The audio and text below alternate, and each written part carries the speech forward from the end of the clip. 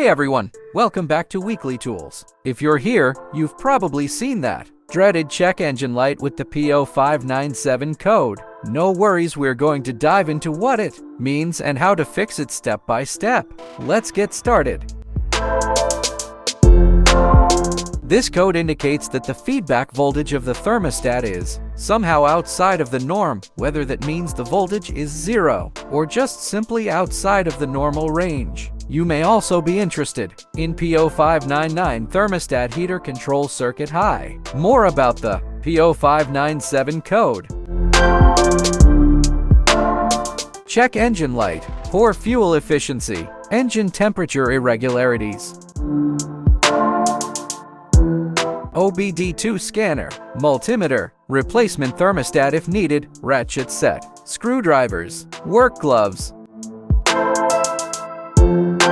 First, plug in your OBD2 scanner and confirm the P0597 code. This ensures we're working on the correct issue.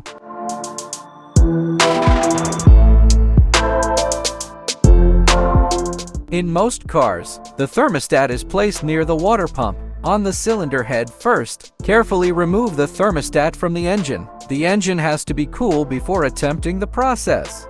And then install a new thermostat.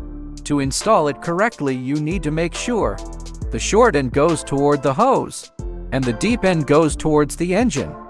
When you install it back to the engine, make sure the jiggle valve is pointed straight up to the top of the engine so the air can get through the system.